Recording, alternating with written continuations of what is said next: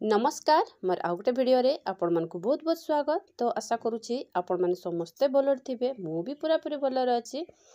ताले एते देखि पारुथिबे हमर जुलाई मासरे पालन करा जाउतबा ओजन उत्सव रो बैठकर विवरणटा मु नै कि आछि। तो विवरणटा पढी सुनेबा आगरो मोर आपण मन को रिक्वेस्ट, जदि आपण माने मो चैनल रे फर्स्ट टाइम आछंती ताले मो चैनल को निहाती सब्सक्राइब कर देबे, बेल आइकन को जाकी देबे, ताले एही परि भाबरे इन्फॉर्मेशन वीडियो सब आपण पाई परमे। ताले चलून ताले आम स्टार्ट कर देबा। अद्यता 1/7/2025 रिख।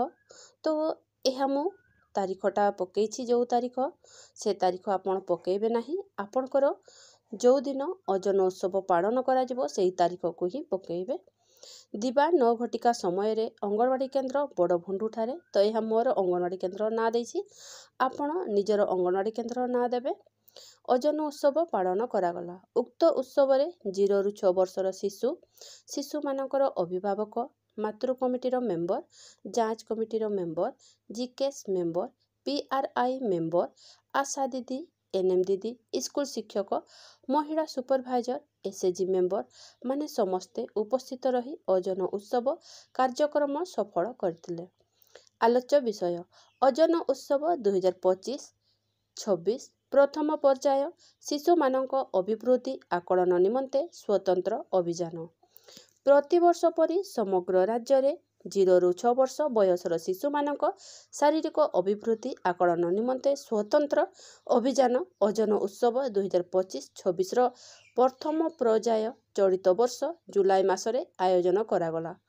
पूर्व पर्याय भली राज्य रे पुष्टिहीनतार शिकार होइतबा शिशु यथा अतिशय पुष्टिहीन, साम, मध्यम पुष्टिहीन, माम एवं अतिशय स्वल्प ओजन विशिष्ट एसयूडब्ल्यू चिन्हट करी सठिक समय रे सेमानक चिकित्सा एवं गोष्ठी स्तर रे जत्न नेबा एही स्वतंत्र अभियानर मुख्य उद्देश्य।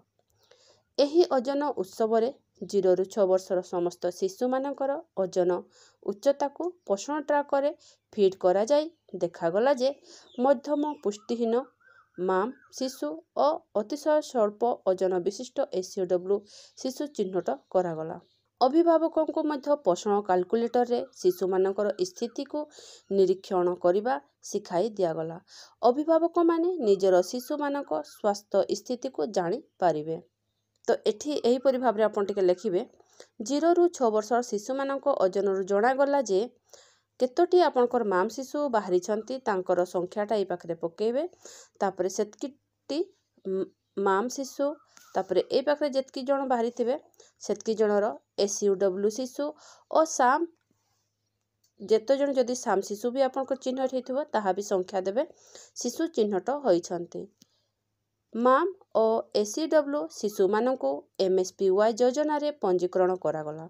जेउ साम शिशु चिन्हट होइछंती तांको महिला स्वास्थ्यकर्मी को द्वारा जांच कराई स्वास्थ्यगत समस्या नथिबा शिशु मानकु पूर्ण आहार सीमाम कार्यक्रम रे अंतर्भुक्त करागला एवं स्वास्थ्यगत समस्या थिबा अतिशय पुष्टिहीन शिशु मानकु आवश्यकीय सेवा पाई निकटस्थ पुष्टि साधन केन्द्र एनआरसी अधीन रे नाम पंजीकरण करिबा पाई प्रेरण करागला।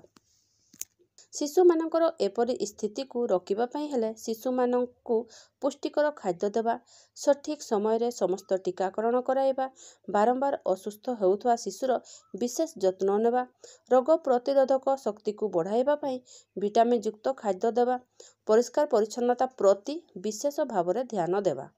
मोट शिशु ओजन होइछंती। तो केतोटी शिशु आपणकर ओजन होइछंती ताहा आपण ए पाखरे लेखिबे।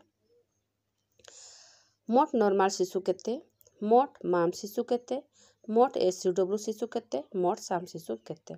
तो एही परि भाबरे फिगर को आपण लेखिबे। सभा शेष रे धन्यवाद देई सभा सांग करागला। तो मु एही परि भाबरे लेखिछि एवं आपण को जदि एथिरा आहुरी किछि ऐड करिबा थाए ताले करि पारिबे।